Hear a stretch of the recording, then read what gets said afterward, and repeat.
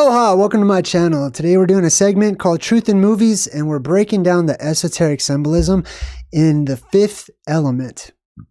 This movie's been requested a few times, and it's one of my favorites, so let's jump right in and check it out. We start things off with the Columbia logo, which we've broken down a couple times in the past, representing Mount Meru, which is the unfinished pyramid here down at the bottom, and the blue beam that shoots up, that bluish-white beam that shoots up from inside of the world. And that's why it says Columbia, or column, basically. It stars Mila Jovovich, and I've seen her in a lot of really interesting movies, so I wanted to figure out what her name breaks down into. Mila comes from, it's related to the word million, and it actually means thousand. So thousand something, right? What does Jovovich mean? Well, it comes from Jove, as in Jehovah, or in the name of various gods. It comes from the root deu, which means to shine.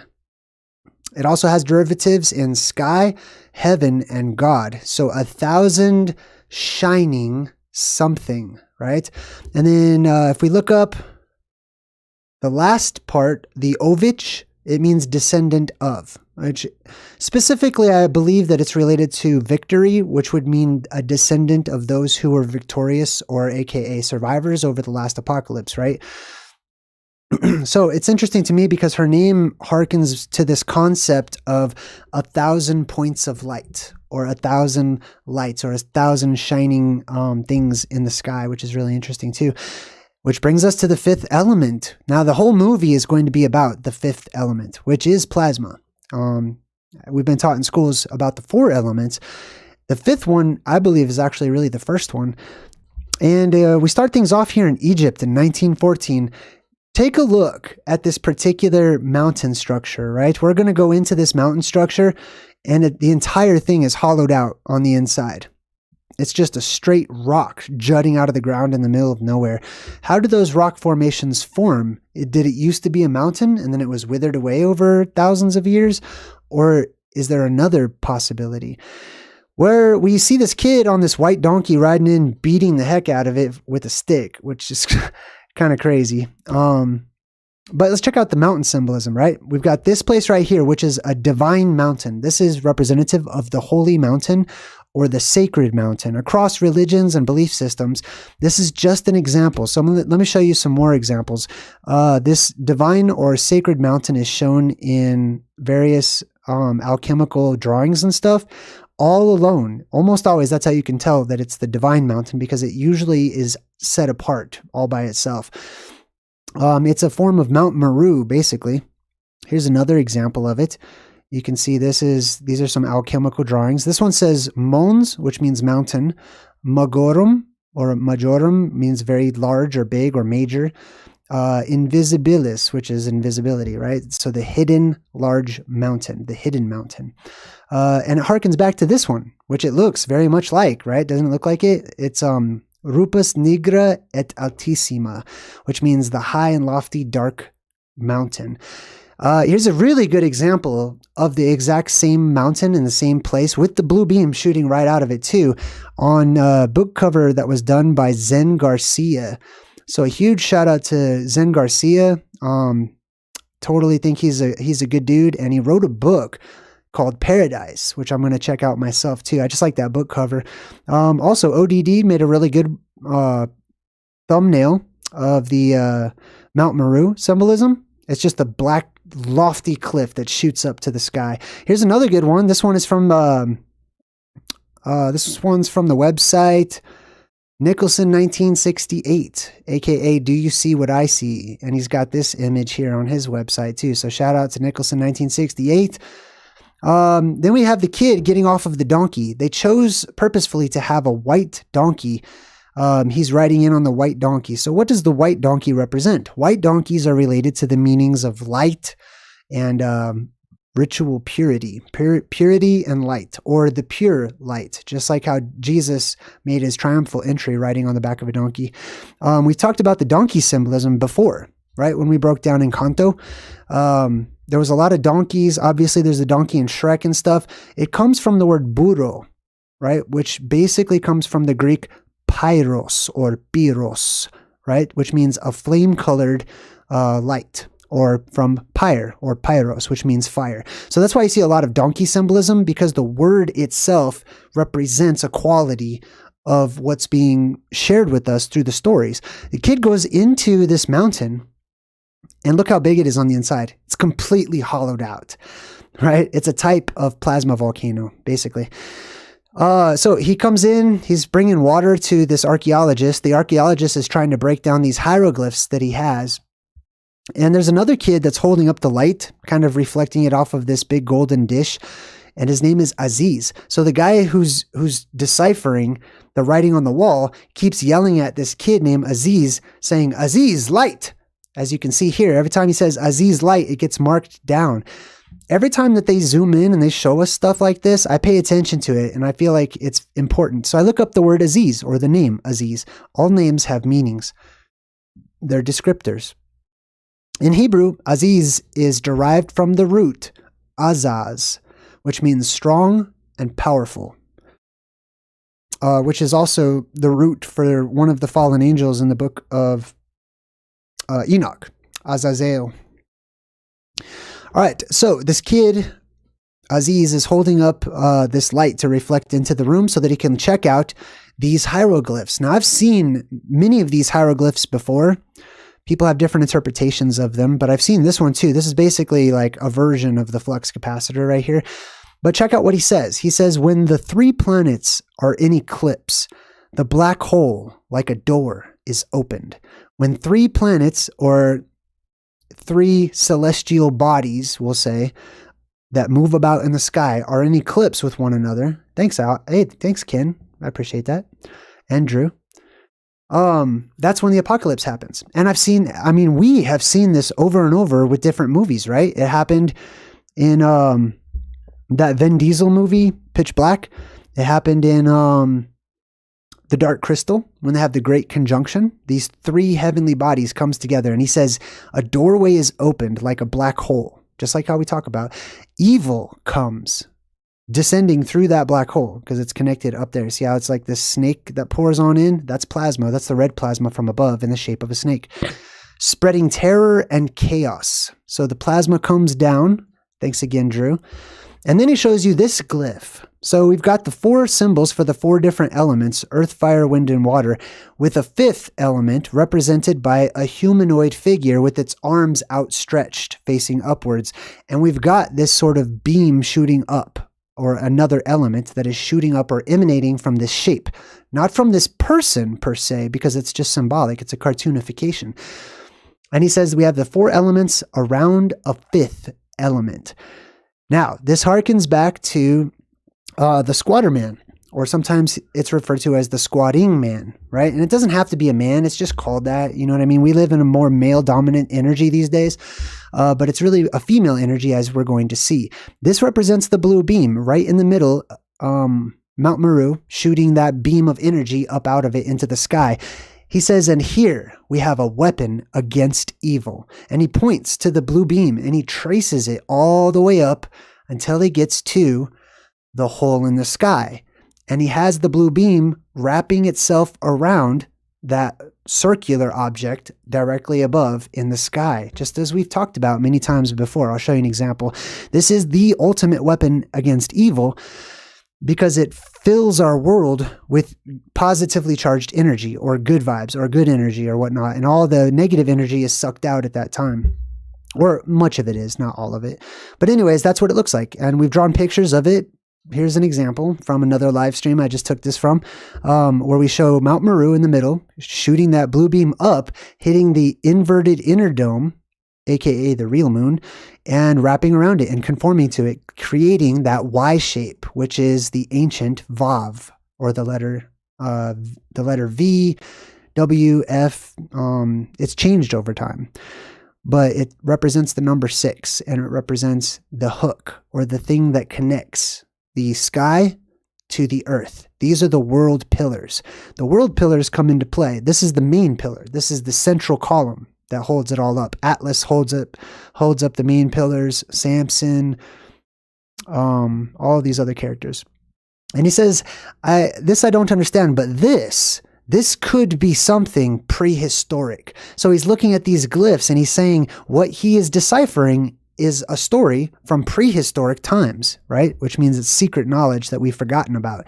He says, this perfect being, I know this is the key. I know it, right? And it is the perfect being. It's the perfect savior type, God type character that we've seen time and time again in our society over the centuries, right? And this is the quintessential root for that character.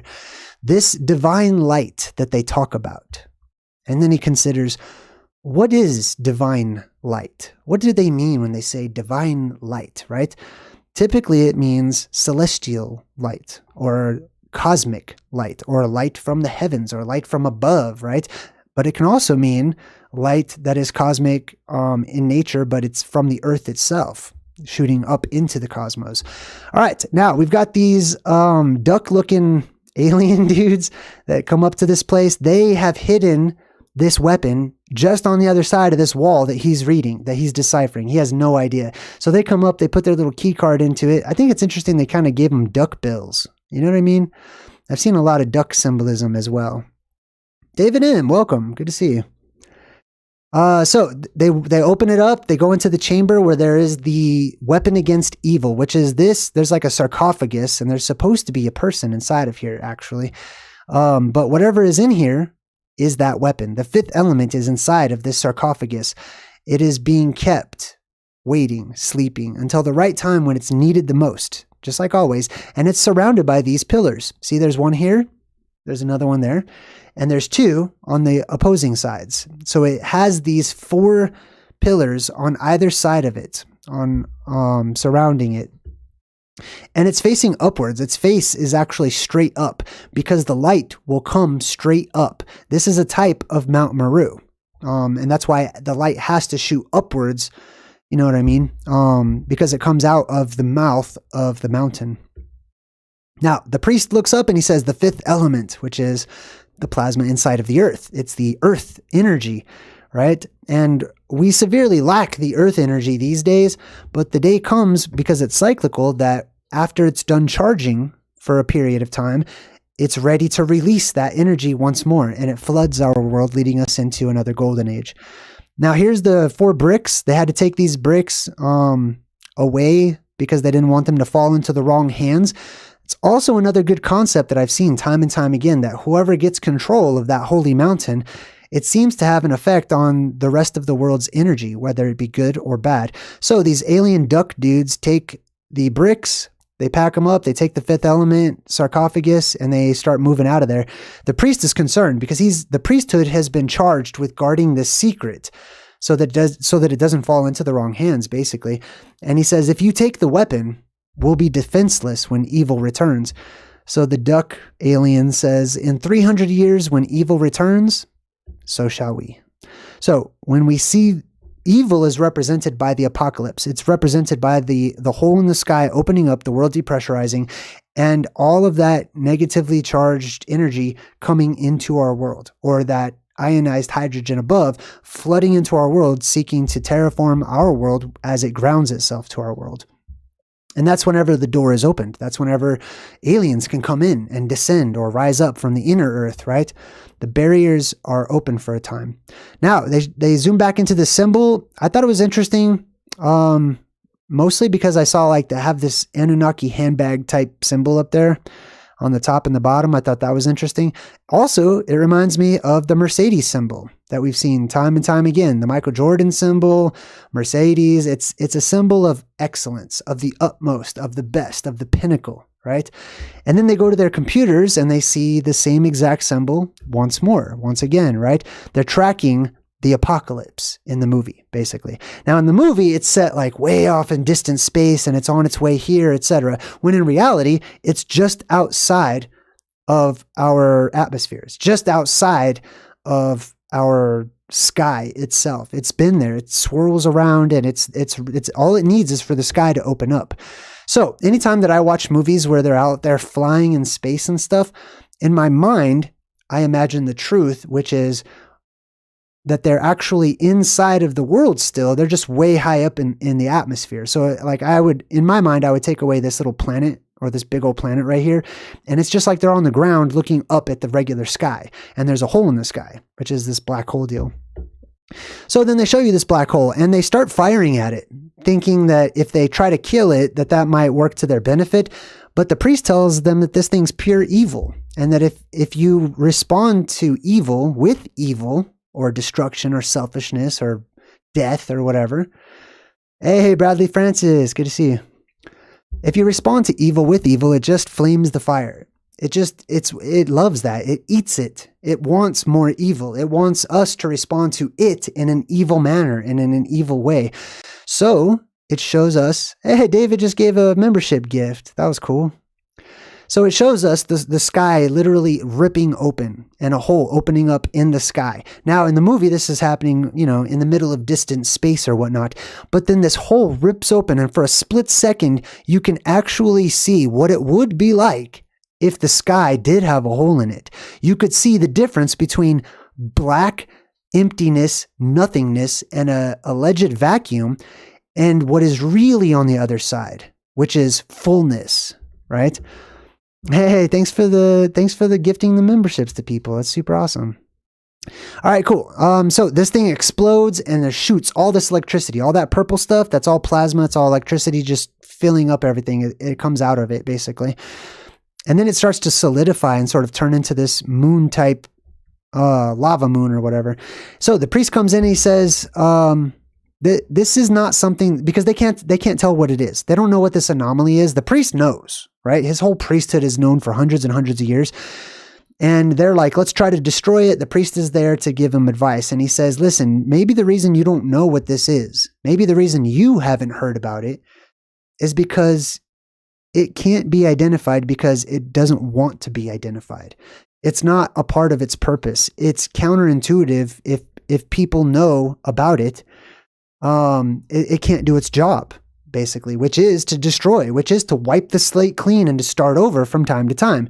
If people know about it, then it's much more difficult to wipe that slate clean. You know what I mean?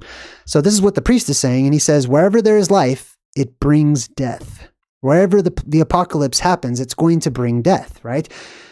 That's one way to look at it.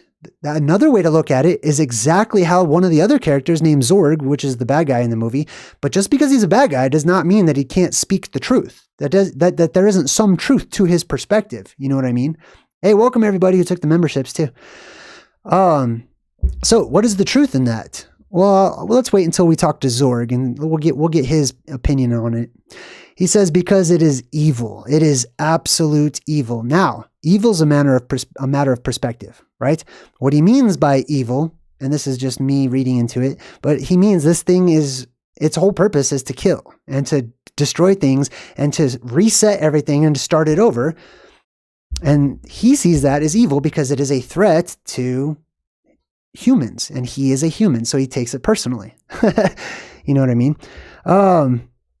It's almost like if you were a bacteria, you know what I mean? And you lived on the bathroom floor, and there was a rumor that every once in a while there's this misty spray that Titans come in and try to spray, and that all those Titans are super evil and stuff. But when in reality, it's just humans doing spring cleaning, trying to clean the bathroom. But to the bacteria, that's an evil event, and they're scared of it. And you know what I mean? Like people take sides, and I don't know. I imagine bacteria having these philosophic conversations.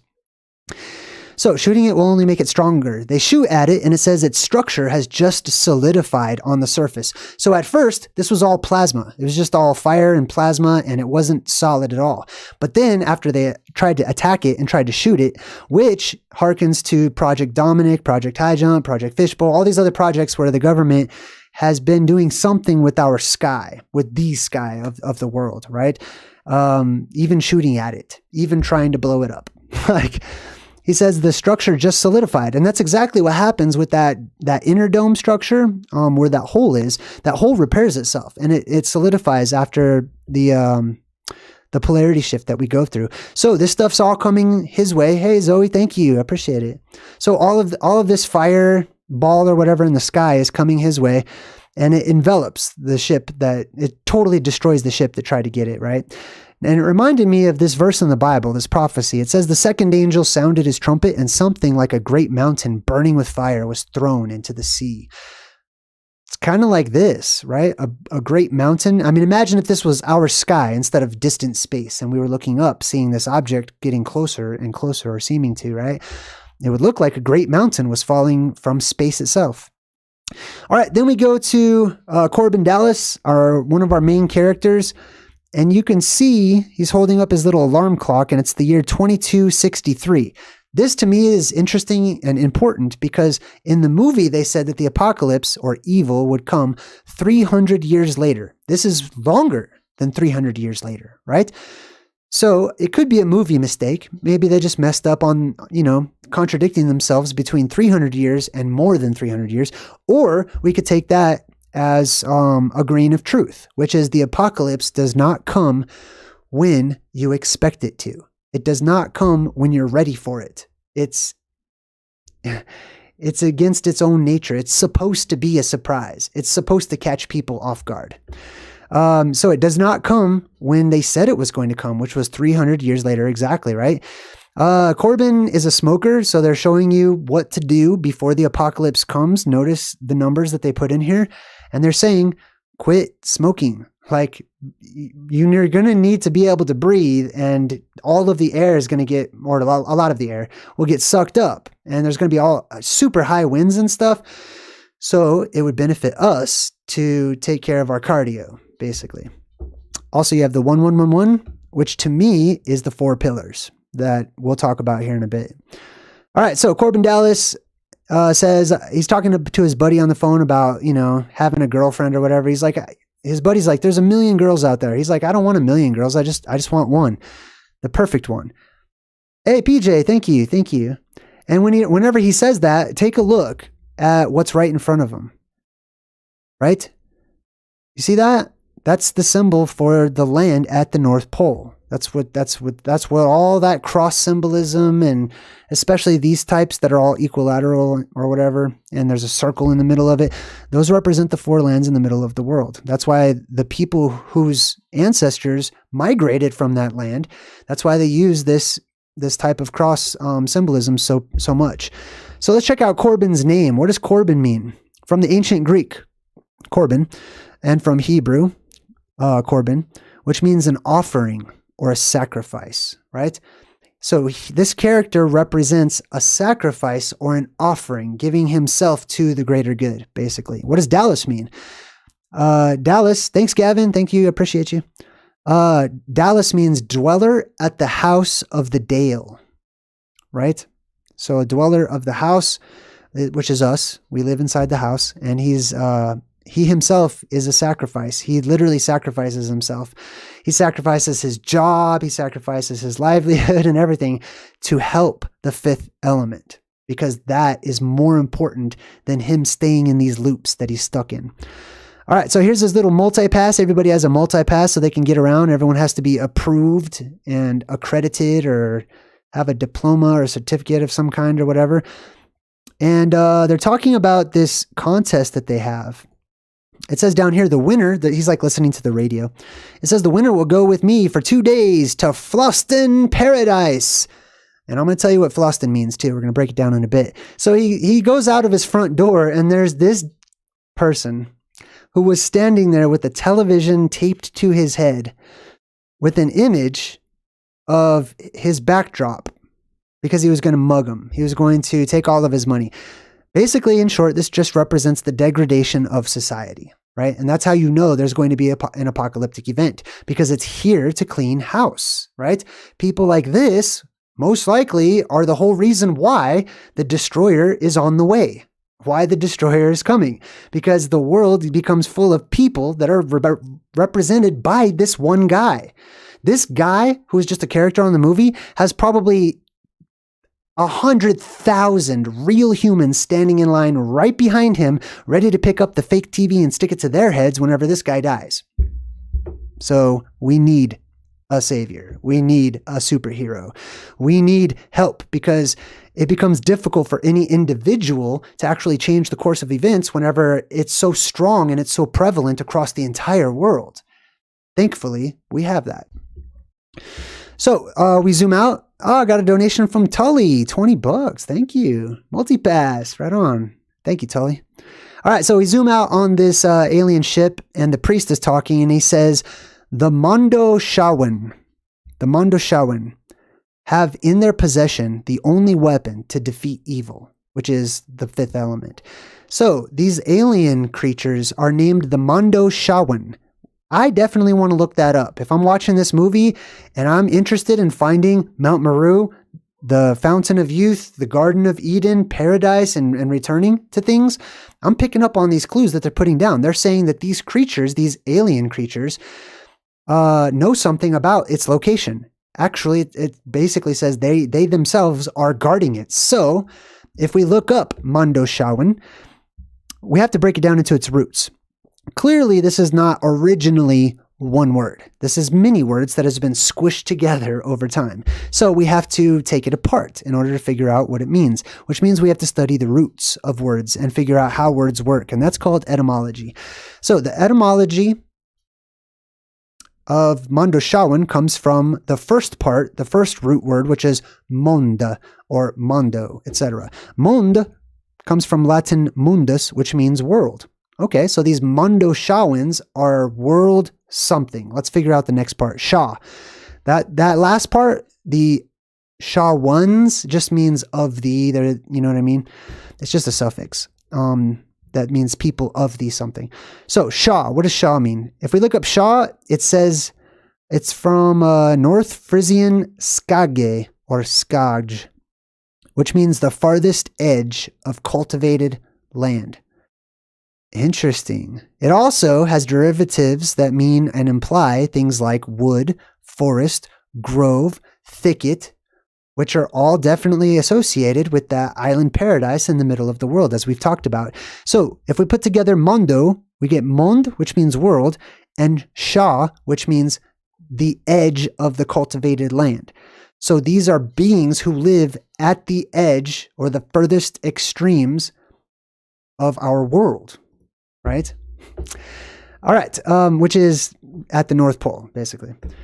Because that's the inner Earth entrance, and that's the edge where you can go down inside into the westernmost parts of our world. Now, he holds up this picture here, which I thought was really interesting. It looks like it's a drawing specifically made for the movie because they've got all the elements that are in the movie. And they show you, he says there's 4 elements surrounded or gathered around a 5th element, right? So you can see there's these 4 pillars or these 4 pedestals that are around the middle one. And Mount Meru is the middle one, I think, so far in my studies. I'm going to talk about those other 4 a little bit later. All right, so we go back to the priest, and he says supreme being. He's talking about the 5th element. They're like, what's the 5th element? He's like, it is a supreme, I don't know if he says the supreme being, but it's a supreme being, the ultimate warrior, created to protect life. That's what that is. That's why when you see the sign lets you know it's going to be okay. The sign lets you know all that bad stuff, all that bad energy, and all that degradation and entropy and stuff has been done away with. When you see that, that means that everything has reversed and is now going in the other direction, right? Which is a relief to many of us who live during such extreme times. He says, together they produce what the ancients called the light of creation. So together, these 4 pillars surrounding a central beam that shoots up into the heavens and touches this circular object up there in the sky create the light of creation, the light, the divine light, right? Check out this other one. Able to bring life to the farthest reaches of the universe. Now, yes, universe, but specifically the universe being our world, right? Our universe, what we are familiar with, what is real and normal to us on the surface, basically.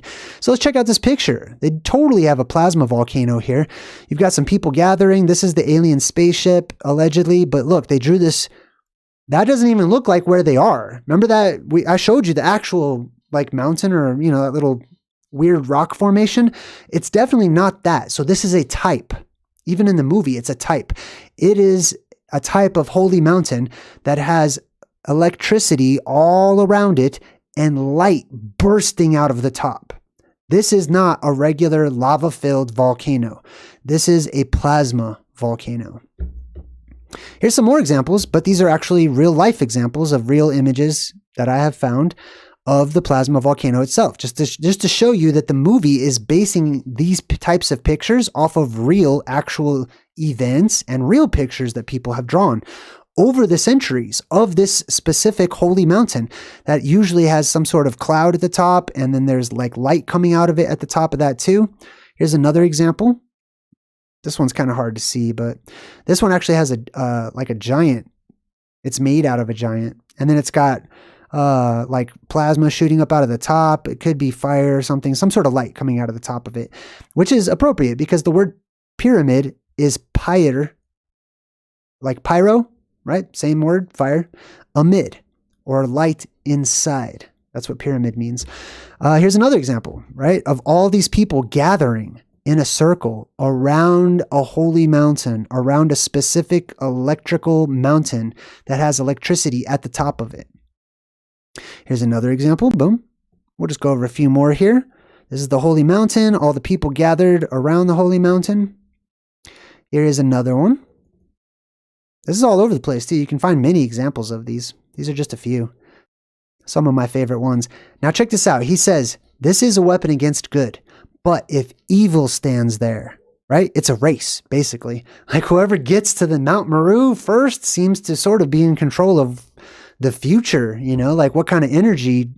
Basically, I feel like they can use that power and that energy to their own benefit, however that might end up. It might end up good and beneficial to everybody, or only beneficial to some and to the few, right?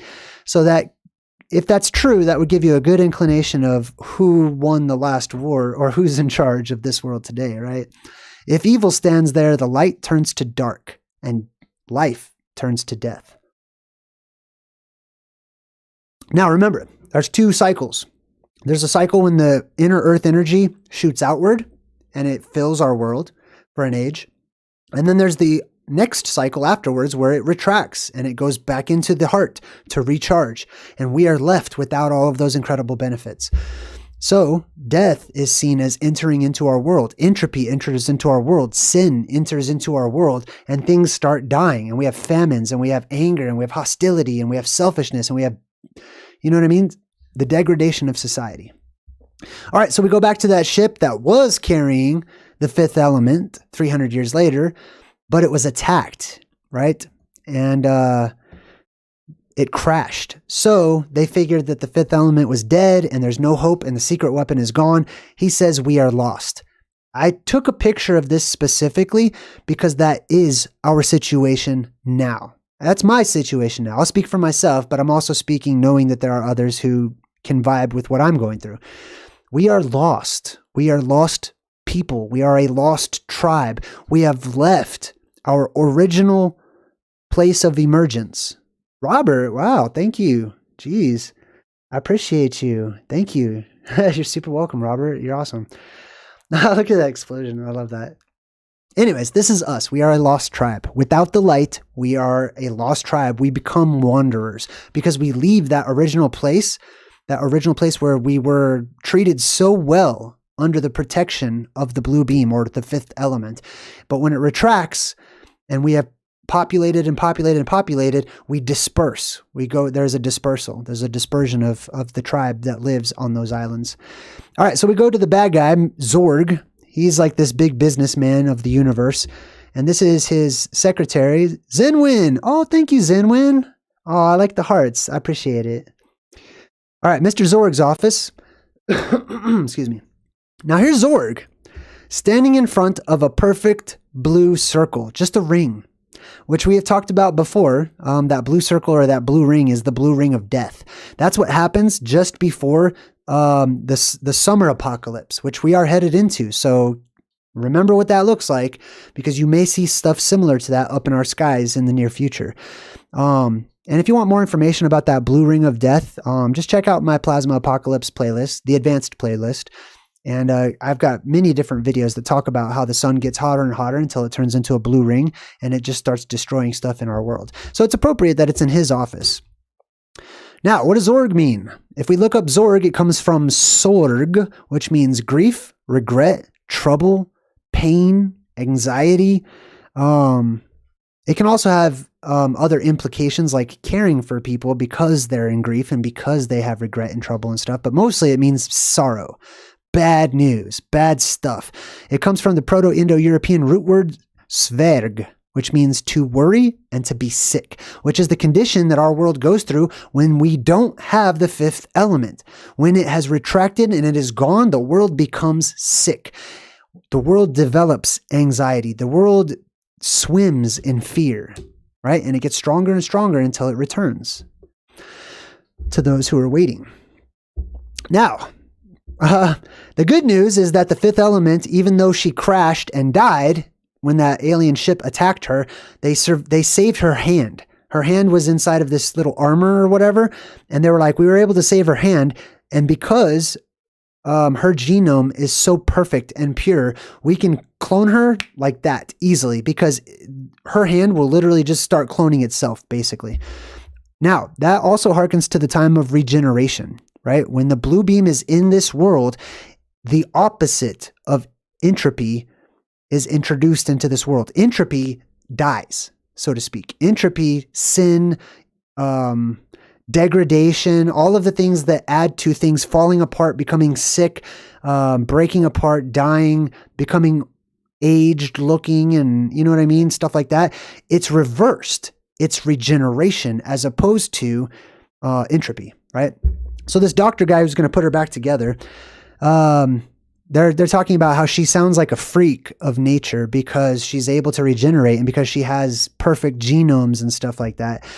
And this guy's like, yeah, I can't wait to meet him. And they keep on purposefully calling her a him because they live in a male-dominant energetic field, just like we do. This represents our world. When they show you worlds that are about to go into an apocalypse and they're like technologically advanced in the future and stuff, usually that's the water world, right? Usually that's the end of the water world cycle and you're about to go into the fire, right?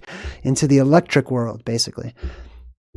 And check out how this dude looks, right? They put that black light on him purposefully. That is a dark light. That also represents the blue beam or the plasma that's going to shoot up into the sky, giving us an altogether different color spectrum in our world. I also took a picture of this, one, because there's a 19 up there, and 19 is the number of the leaders that were mentioned and listed in the book of Enoch as being the leaders of the fallen angels. So I thought that was interesting, especially with those two pillars and that triangle pointing downwards.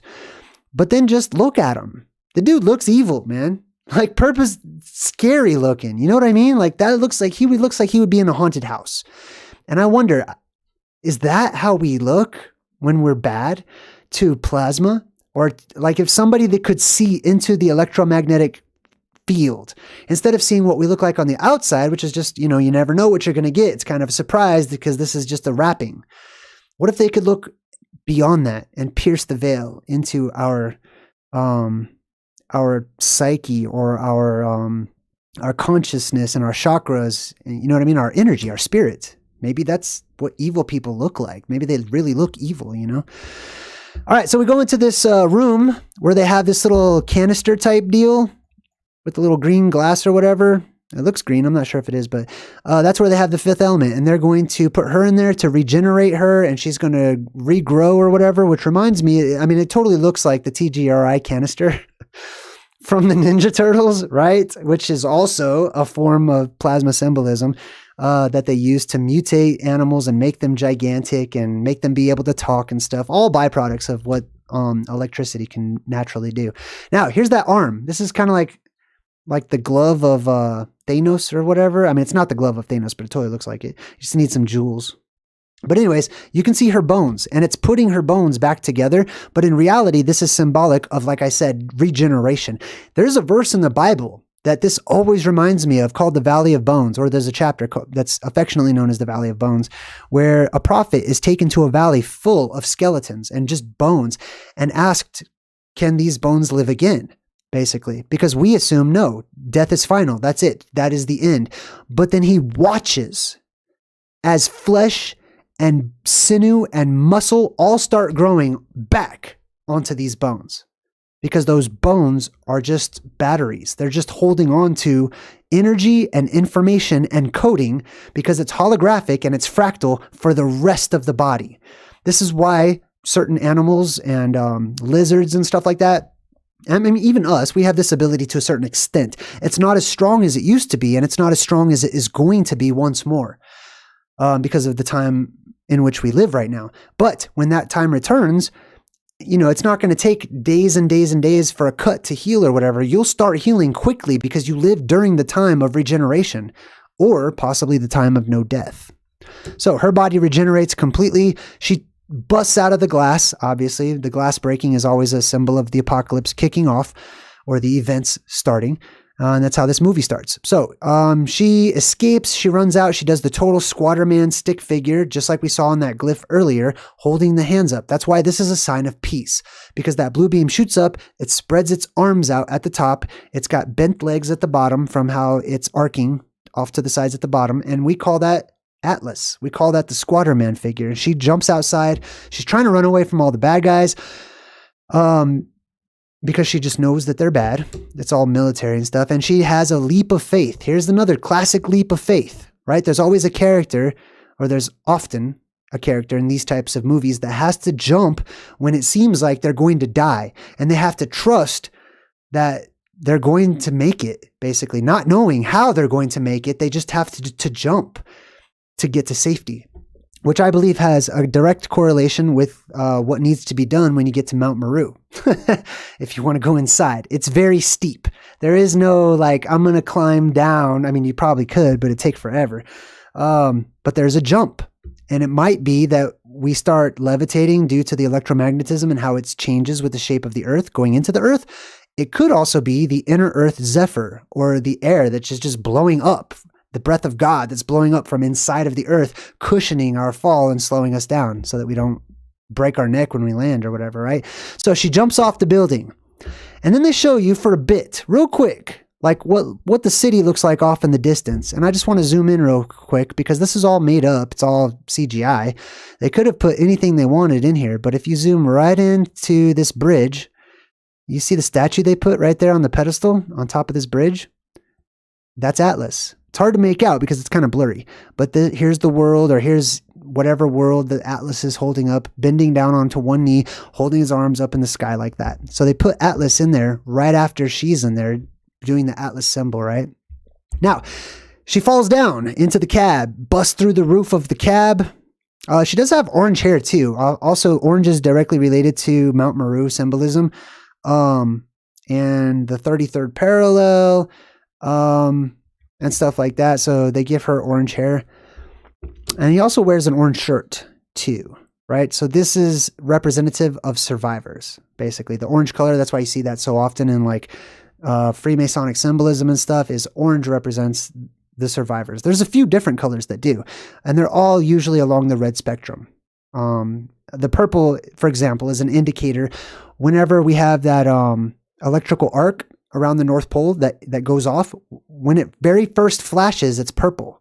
And for us, it lasts for a long time. So boom, the sky turns purple for years, or for a long time. I don't know how long, but it turns purple for a while. And that is the purple dawn. So those who either can trace their ancestry back to those who lived during the purple dawn, which were the survivors of the last cataclysm, they inherit the world. They become world rulers and stuff. And so they use purple. And there's other colors as you continue on during time, right? So from purple to red to orange to more of like a golden yellowish kind of a color, and amber color, right?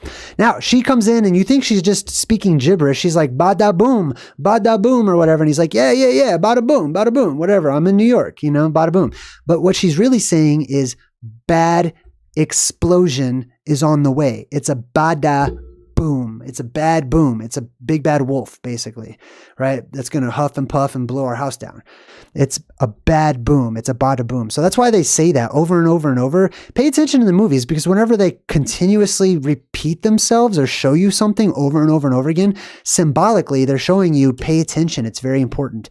All right, so here's the hole that she made in the top of the taxi. This dude takes a dive because now he's being chased by cops. The cops were like, pull over, open your doors, do exactly what we say. And he was going to, but then she's like, please don't, please break free of your little loop that you're in right now, because I need help.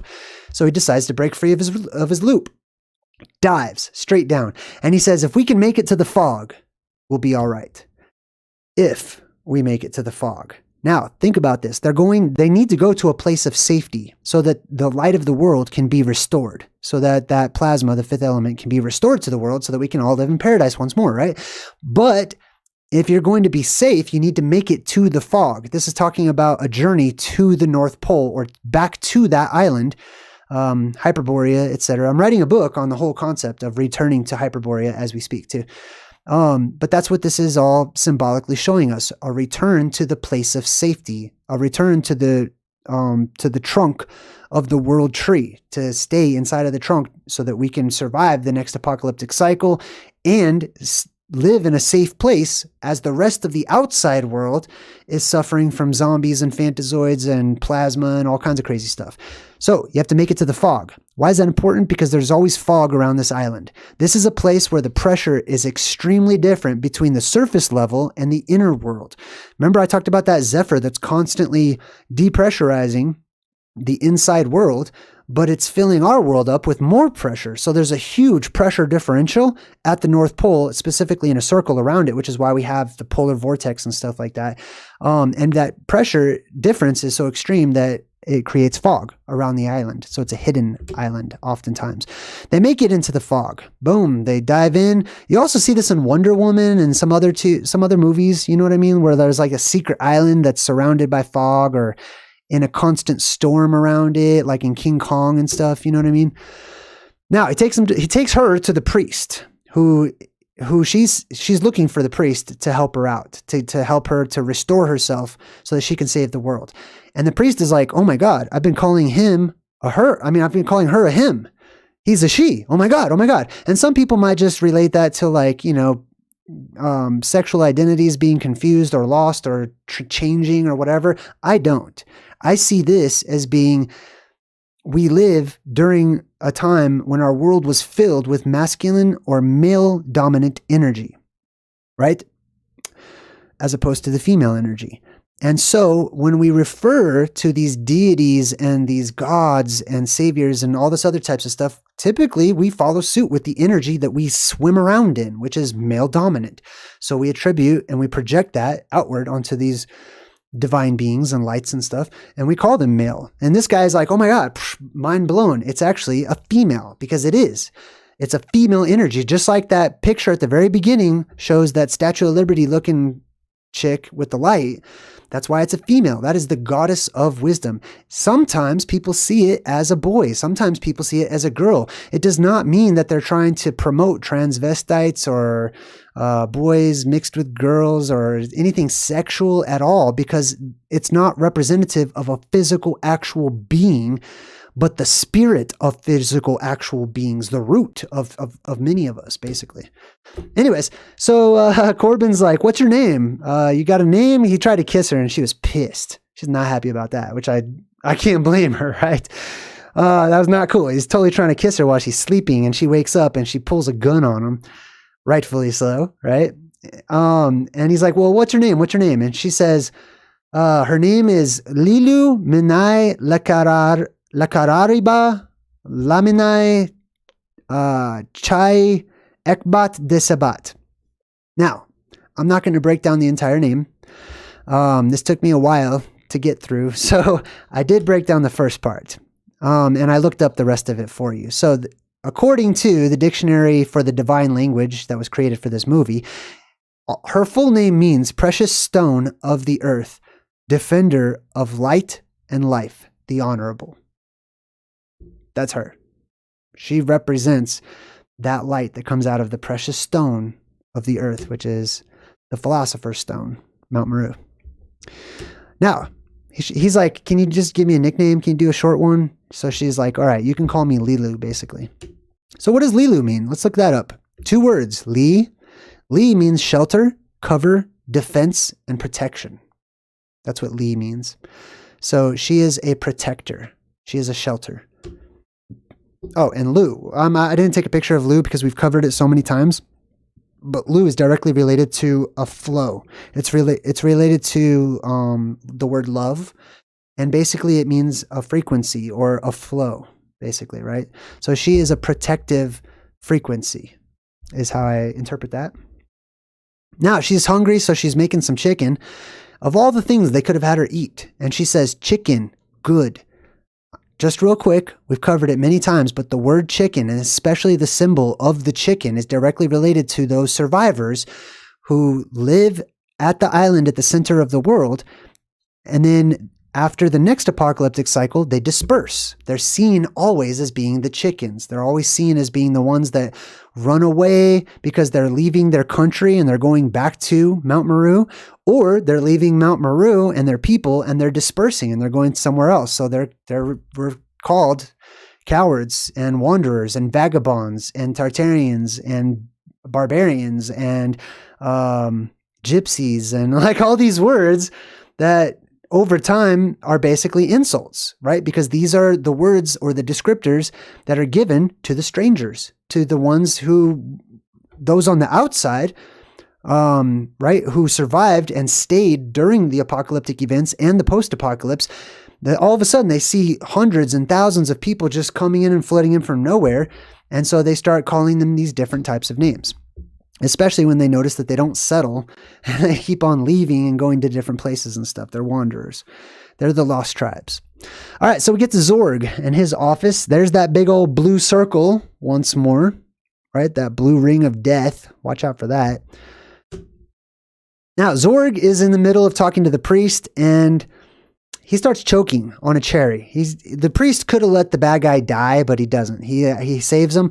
But while he's choking and stuff, he's like, he hits a button and this little door opens up on his desk and there's this weird looking space elephant. Like, I don't know what to call that. I don't know what that's supposed to be, but that's an elephant. You know what I mean? It's like these different colors, kind of rainbowy looking, very much the color of Fantazoids, as I've talked about, being the shining, glimmering beings from space, heavenly beings. But this is interesting that they chose this sort of definite elephantine looking animal, because I think elephants look like aliens, as well as giraffes, as well as dolphins, as well as all kinds of different animals that some legends say they did come from space. They did drop down from the sky. All right, so we go back to Corbin Dallas's little apartment here. And there's these military people, and he's like, here's what's going to go on, buddy. We're recruiting you. We need your help. We need you to retrieve 4 stones from the diva Plava Laguna. So this diva, this singer, named Plava Laguna, has these 4 stones. We need you to take those stones and bring them back with the utmost discretion, secretly. So let's check out Plava Laguna. Plava Laguna is a Serbo-Croatian phrase that means blue lagoon. So Plava Laguna, the blue chick, the blue alien with the tentacle head and all that stuff. She looks like a Smurf had a baby with like, what are those aliens called in the movie Aliens? They're all black. You know what I mean? I forgot what those are called. But anyways, she looks like both of those combined. This is the quintessential Plava Laguna, or the Blue Lagoon, basically. And even though it's clear water, it possibly could look exceptionally blue, not just because it is a lagoon. The word lagoon literally means like a lake, basically, or a pond, or a big pond. But there might be a lot of silica content because of the volcanism and stuff like here, so it could possibly turn it blue, just like in real blue lagoons. But also that water is said to be fresh and clear. So I don't know, the more particulates that you have in the water, the more blue it actually tends to be. But the more fresh the water is without all the salt content, the more dark and black the water tends to look. It depends on how the light hits it and stuff too, right? So this could be a black lagoon or a blue lagoon, basically, because it's fresh water. All right, so this guy opens up his mail and he's like, hey, you didn't check your mail? You totally won this contest to go to Floston Paradise for 2. And he rigged the contest because he wants him to go there to do a mission, right? We'll talk about that in a second. So what is this Floston Paradise? I want to break this word down. Why did they decide to name it such a strange, you know what I mean, with the strange spelling and everything? Floston, what does this mean? I can tell you easily. The suffix ton, especially in regards to a place, means town. Simply put, it just means town. So flos or vlos comes from velo or velos. Velos. That F actually used to be a V, so this is appropriate that it's vlos or velos or velos. Different pronunciations. And it means a wall, a rampart, or a fence which separates two pieces of land or a house perimeter. So something that is a perimeter wall. So Flos Town Paradise is the place of paradise at the North Pole that is surrounded by a wall, basically, which is exactly like that image that I showed you of that land at the North Pole. He says, you rigged the contest. He's like, yeah, man, the old tricks are the best tricks, right? That is your governments of the world, okay? Like this is probably why you never actually meet somebody that wins the lottery. I don't know. I'm suspicious about lotteries and stuff. All right, so anyways, he needs to get to the airport to get to Floston Paradise or whatever. He's got to travel there through space. So he's sort of at this airport, and the girl is like, sorry about the mess. And these two are like, what mess? And she says, the garbage, and she points behind them. Look behind them. You see all that weird debris? That's all trash. The movie doesn't explain this. They don't explain to you why there is piles and piles of just garbage right in the middle of an airport or whatever this is supposed to be, a spaceport or whatever, right? I will tell you my thoughts on the garbage world symbolism, the junkyard symbolism, the junkyard world symbolism. That is because when our world goes through a depressurization or our atmosphere depressurizes, all this debris is pulled up into the sky. It's pulled up so much debris, just all the loose things that are on the surface all get sucked up. Those things that aren't secure inside of something that's attached to the ground or a strong house or something like that. Anything outside, it's all going to lift up into the sky. Some of it is ejected out of that circular black hole type deal up in the sky, right? But the rest of it just floats around in little vortices and eddies and stuff, and it slowly will float back down, building up into huge piles of futuristic junk.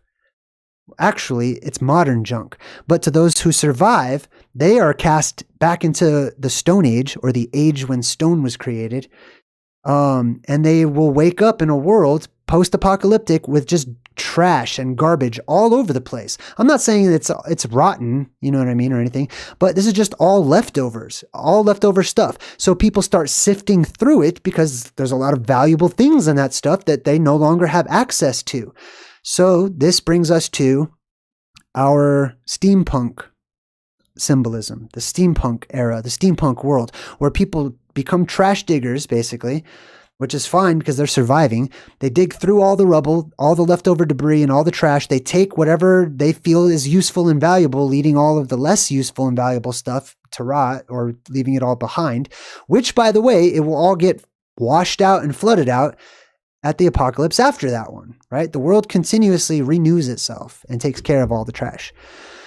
All right, so they're going together, and she looks over at Corbin, and Corbin just gave this awesome speech like, I'm going to protect you. I'm totally going to take care of you, etc. And she's like, me, fifth element, supreme being, me protect you, right? So I take comfort in this, basically, because I feel like it's speaking to me.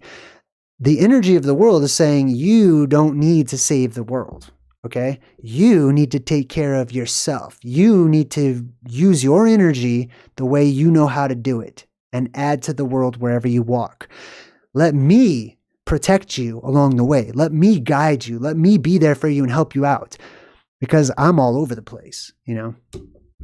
All right, so then the blue girl is on her way to like her place to go sing or whatever. And there's this guard that's on this ship, this sort of space ship or whatever. And he says, hello, Miss Diva. I'm Fog, which is the same dude from What About Mary? He plays the exact same character in every movie I've seen him in. He's like, I'm Fog. So once again, right? They're on this trip. They're trying to get to the place of safety or whatever. You're on your way as the viewer to witness an event that will be symbolized as the cosmic wedding. Basically, you're going to see the cosmic wedding with the red circle and the blue beam, etc., meeting each other. That's the cosmic marriage. And before you get there, you will encounter the fog once more. So there's the fog again, acting as the security guard who's standing around, the island or whatever, keeping the bad guys out. He's the fog. He's security. And that's why he's wearing black and white symbolism, which is usually space traveler symbolism. Now, here is the blue diva, the singer. She's actually a singer, and she is veiled when she is outside of the fog. She's not seen. You can't see her. She only takes off her veil once she passes fog. Get it? All right, cool. Now we come to Ruby Rod. Ruby Rod is this sort of radio DJ type futuristic DJ guy. And he's there. He's very flamboyant, very like in your face. And he's telling everyone what's going on and stuff. And they're excited. He's introducing everyone right before the show. This is like the Oscars, or something like that. Now let's take a look at this. Chris Tucker plays Ruby Rod, and I looked at it and I was like, rod. I thought it was rod as in he's carrying a rod or a staff, but it's not. It's a different spelling. Ruby, definitely, meaning red. But what is rod? And why is he wearing this ring of flowers? Immediately I thought he represents that red ring in the sky, or the depressurization point that exposes the red plasma on the other side of it. It's roses, it's rings. It's usually represented by some sort of a red flower, specifically flowers that look like they're spiraling or twisting or something, like a rose does, like a tulip does, oftentimes it could be any type of a red flower, right? Let's check out his name, Ruby Rod. If we look up Rod, it comes from, one of its roots is from Welsh, and it means a carriage wheel. A wheel in the sky, a red wheel in the sky, like we've talked about quite a few different times, right? All right, so Ruby Rod is in there, these are all of the characters for the celestial wedding, for the alchemical wedding that happens during what I call the plasma apocalypse, right? All of them are gathering together in the same place. There is a conjunction happening where all these characters are getting together. Their paths have been set into motion so that they all meet one another, because this is Ragnarok in story form. All right, so she starts singing. The Blue Lagoon woman starts singing, and it is a song called Lucia de Lammermoor. So I looked this song up, and it's really interesting because they allow her to sing the entire song, which sounds like it might be in Latin or Italian or something. I can't remember. But here are the lyrics. I'm going to read these to you. Throughout this whole fight scene and crazy stuff that's happening, she sings this, and she says, "I escaped from your enemies. An icy shiver creeps up my bosom. Every nerve quivers. My step falters. Sit with me for a while near to the fountain. Alas, the terrible specter rises and parts us. Alas, alas, Edgardo, Edgardo. Ah, the specter, it parts us. Now, here, let us hide, Edgardo, at the foot of the altar," which is shown to us by this tree, or that holy mountain that usually is depicted as like a tree growing out of it, because that's the place of the tree of life, for Yggdrasil, right? And that beam separates that electrical arc that comes out of two other places, anode and cathode, off to the sides, right? Making them distinctly separated and two different entities or two different energies, basically. And that beam, or that, what do they call it? Specter, parts them. And she's talking to her lover, Edgardo. She says, here let us hide, Edgardo, at the foot of the altar. It is strewn with roses. More rose symbolism. Celestial harmony. Do you not hear it? Ah, it's strains of our wedding hymn, or our wedding song. The ceremony awaits us. This is the celestial wedding that she's singing about during this, all the symbolic elements. Now she's singing to her lover, whose name is Edgardo. So I looked that up. It comes from the word or the name Edgar, right? Which reminds me of Men in Black, the Edgar suit. Sugar water. Anyways, Edgar literally means prosperity spear, which is what that blue beam is referred to as by many different cultures. It's a holy spear, it's a sacred arrow, etc., right? All right, so we go back to Corbin Dallas, who says, the stones, where are they? Because that blue chick got shot and she's dying on the ground. And she's like, they're in me.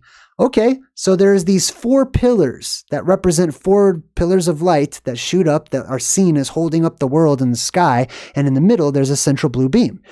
And these pillars are not visible in our world today, in the world of technology, in the world of the water world. They're not visible. They are in the blue lagoon. They are under water in that blue lagoon. Worry not, the time will come when the path will be made clear, and they will rise once again. So he dives down into the blue lagoon to fetch these pillars.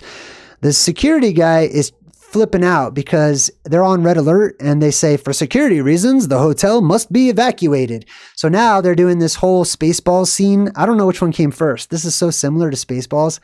But they have all these like escape modules that are like blasting off, and everyone's, I just imagine like the whole Spaceballs scene where that guy sits down, there's the bear and everything, you know. They're like, evacuate the mall, evacuate the ice cream shop or whatever, you know. Everyone's running and everything. Now, symbolically, this ship is paradise, okay? So symbolically, this is all of the people of the Tet or the Tatars leaving and being chicken once again and running away. They're showing you this, and that's why they laugh at it, and it's a joke and stuff, right? It's sort of an ongoing gag in Hollywood. All right, so these people take off, they escape from the ship. Now, here's the president. This is the president of, like, I guess the United States in the future. And he says, all right, I'm going to be blunt. There is a ball of fire 1,200 miles in diameter heading straight for Earth. Now, here's a question. Why make it 1,200 miles in diameter? It's supposed to be some sort of Earth-ending creature or whatever. Why not just say it's 100,000 miles wide or 1,000,000? You know, it doesn't really matter. It's fiction anyways. It's Hollywood anyways. It's because they're basing it off of real places and real physical events and situations and things that actually happen. 1,200 miles. I did the measurements a few different times on this land at the North Pole. And from this side all the way to this side is about 1,200 miles, which is about the size of Atlantis as it was described in the first mentions of that country. Huge. All right, now Lilu gets to the center. They set up the stones. They activate the stones with their different elements and whatnot, and these beams of light shoot out, making a ring around her, which totally reminded me of this other video game that I enjoy playing. It's the Legend of Zelda series. It's called, man, I forgot the name of the game. It's the Legend of Zelda. It's one of the newer ones. Totally, Breath of the Wild. That's what it's called. So this one's amazing. That's a whole Legend of Zelda like world. A whole world that you can explore and stuff. And this castle is the princess's castle, Princess Zelda, at the middle, and you're Link. And you go around and you try to you go to these mountaintops. Each one of these mountaintops has a divine creature.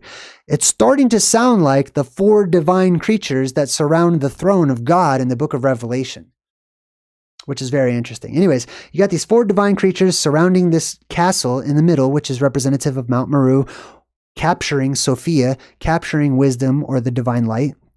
And it needs to be opened up. You know, the bad guy needs to be defeated in order to release Princess Zelda or whatnot. Now, let's talk about these 4 pillars real quick. This is from an Egyptian text, the pyramid text. And it says, heaven is described in the pyramid text as resting on the staves of these 4 gods, indicating that the quartering of the heavens occurred at a very early time before the pyramid texts were written. And here's what the pyramid text says. O you 4 gods who stand at the supports of the sky, my father Osiris, the king, has not died in death, for my father Osiris, the king, possesses a spirit in the horizon.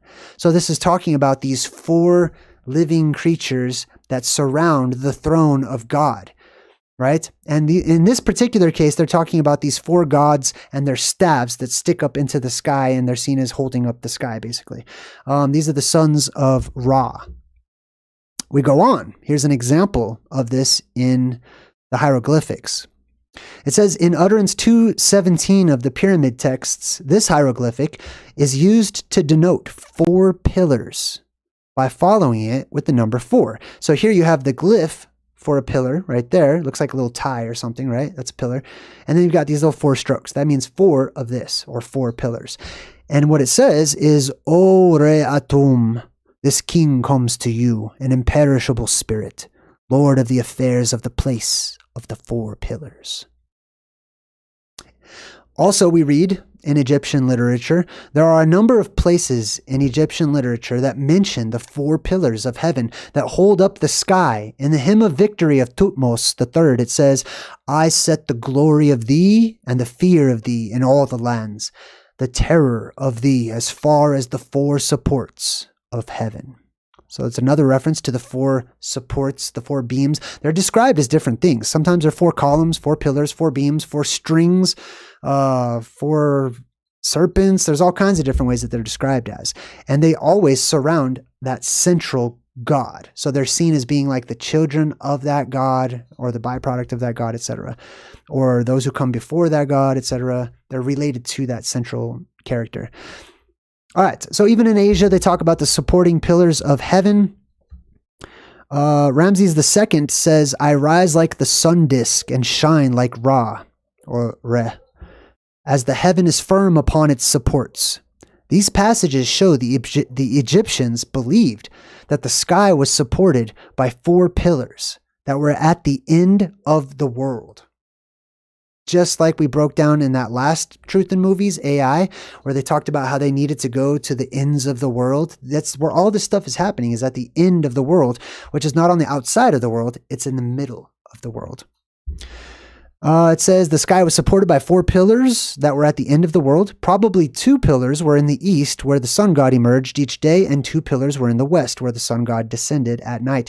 These pillars might be the same as the twin mountains called Manu. Goes on to say, sometimes just Shu, the air god, holds up heaven, and sometimes it's 4 pillars that help him out. So sometimes it's seen as one being becoming mighty and strong and holding up the entire sky, him or herself, and sometimes it's seen as 4 different ones.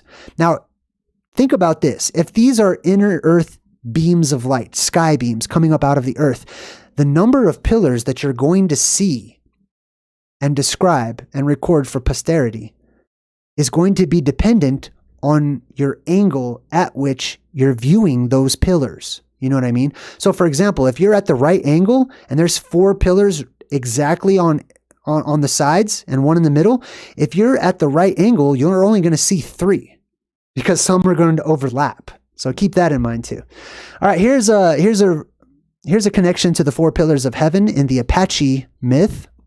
The Apache talk about how the creator made 4 giant posts, each one black, blue, yellow, and white, and had wind place them at the 4 cardinal points of the earth. Those cardinal points are in the middle, not on the outside.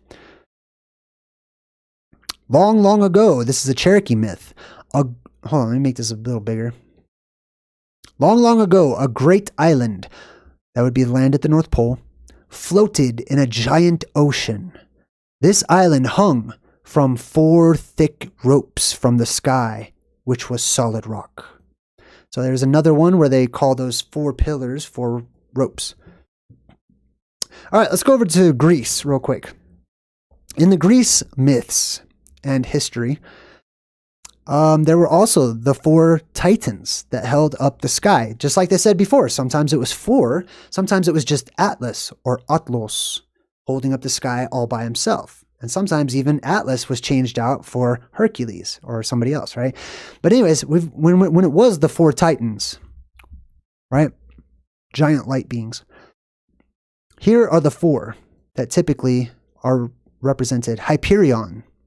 Hyperion was charged with being the guardian of the pillar of the east. And the west pillar that helped to uphold the sky was Iapetus, or Japetus, or Jupiter, basically. Later, he was banished to Tartaros for fighting against the gods. The inner earth, the hollow recesses, he was pulled down into the earth, just like these beams do. That's what they do. They retract and they shoot out every other cycle. And sometimes they might fluctuate too. While they're actually up, they might take turns, like an alternating current or something. So keep that in mind. There was Crius. Crius, he was the pillar over the South Pole. And finally, we also had the northern pillar traditionally, who was Goas. Coas.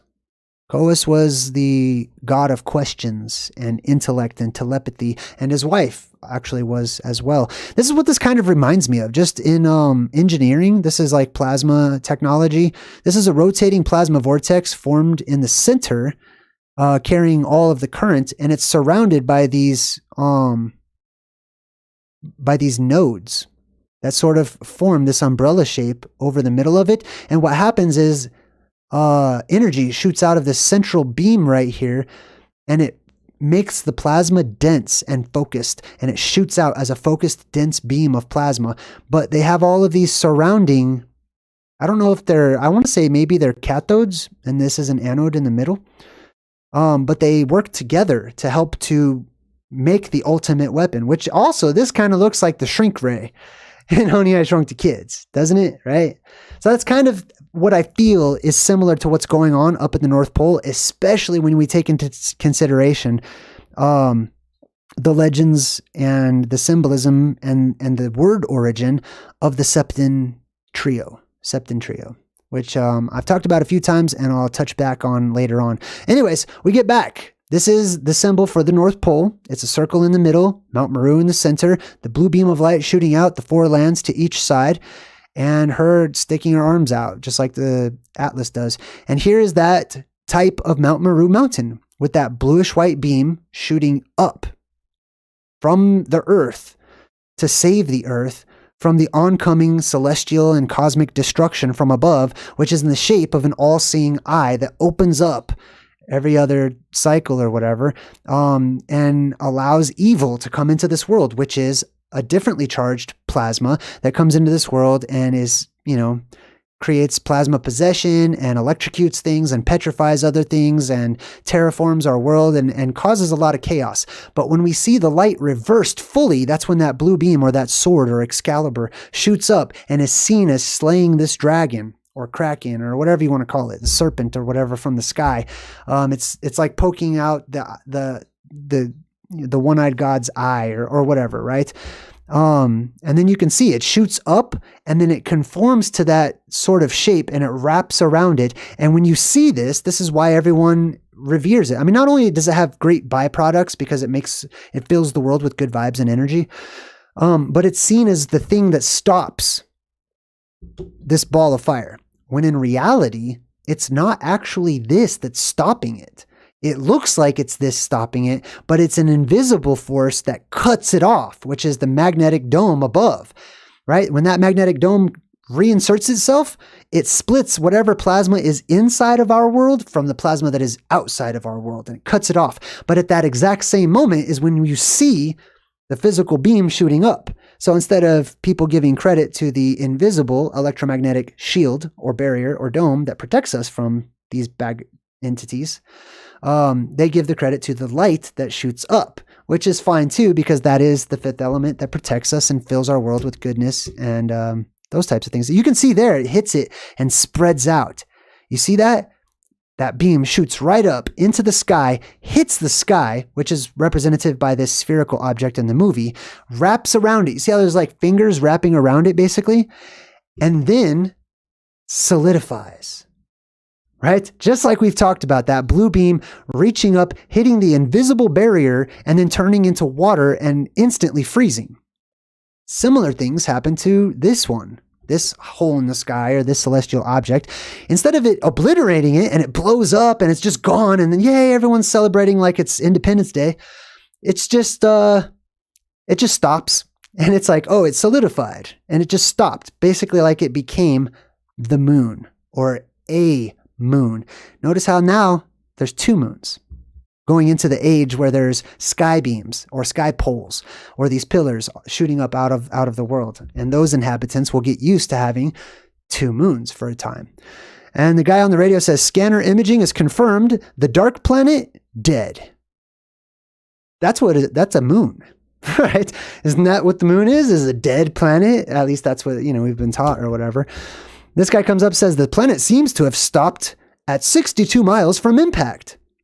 Well, isn't that an interesting number to pick? 62 miles. I wonder how far away space is. Let's double check. 62 miles away. Also known, good to see you, Angel Wings, also known as the Kármán line, an imaginary boundary. Okay, this is them. I'm going to put that in some serious quotes. An imaginary boundary. 62 miles above sea level. And that just happens to be exactly where this boundary up in the sky, which represents symbolically our actual physical sky above us, and this little mini inner dome that it has, stopping and solidifying up there in the sky. Exactly where space is supposed to start. You see how they do that? So they both fall in love, and they live happily ever after. And that was the fifth element. I hope you guys had a good time breaking it down. Let me know in the comments which part you liked the best. And, if you appreciated certain perspectives or whatnot. And if you have your own, feel free to share that too. Until next time, I'm JayDreamerZ saying good vibes and goodbye.